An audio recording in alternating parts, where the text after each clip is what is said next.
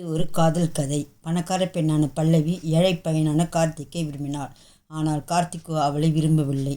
பல்லவியை விடாமல் அவனை துரத்த, முடிவில் கார்த்திக் அவளிடம், இதோ பார் பல்லவி, நானும் ஏழை, நீயோ பணக்காரி. எனக்கென்று ஒரு குடும்பம் இருக்கிறது. எனக்கு அப்பா இல்லை, அம்மா தான் என்னை வளர்த்தார்கள்.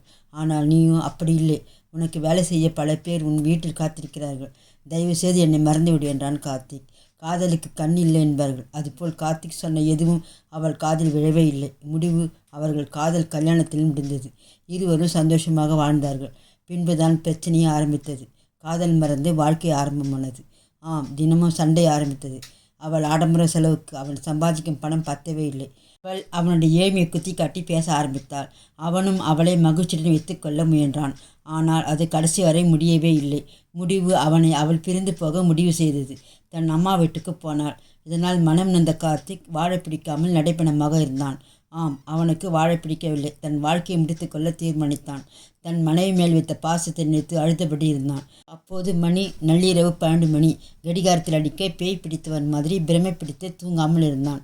பின்பு மேஜையை இழுத்து போட்டான். தூக்கு மாட்டிக்க கயிற்றை ஃபேனில் மாட்டினான். பின்பு கழுத்தில் மாட்டிக்கொண்டான். கயிறு இறுக ஆரம்பித்தது. அப்போது அவன் அலறல் சத்தம் யாருக்கும் கேட்கவே இல்லை. விடியற்காலை நேரம். பால் வாங்க கார்த்திக் வீட்டுக்கு ஒரு சிறிய பையன் ஆகாஷ் வந்தான். அவன் கார்த்திக் ஒரு பால் வியாபாரி.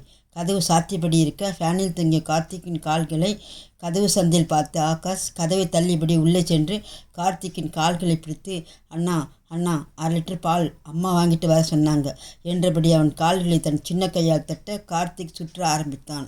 அப்போதும் அவனுக்கு பயம் வரவே இல்லை. என்ன பண்ணுற, அம்மா திட்டுவாங்க, கீழே இறங்கி வந்து சீக்கிரம் 1/2 லிட்டர் பால் கொடு என்று அழுதபடி இருக்க, அக்கம் பக்கத்தில் இருப்பவர்கள், என்ன கார்த்திக் சீக்கிரமாக இருந்துட்டானே, என்ன அவனுடைய பேச்சு சத்தமே கேட்கல என்றபடி அவன் வீட்டை எட்டி பார்க்க அவர்கள் அலறி போனார்கள். பின்பு ஆகாஷை பிடித்து, டேய் என்ன காரியம் பண்ணுற என்று திட்டினார்கள். பின்பு நாக்கு தள்ளி கோரமாக செத்து கிடந்த கார்த்திக்கை போலீஸ் துணையோடு கீழே இறக்கினார்கள். காதலிக்கும் போது அவர்கள் கண்ணுக்கு எதுவுமே தெரியாது போலும். பாவம், அவன் நல்லவன்தான். ஆனால் காதலிப்பதற்கு பணம் மிக முக்கியம் என்பது அவன் தெரிந்திருந்தும் ஆசை காதல் அவனை பள்ளத்தில் தள்ளியது.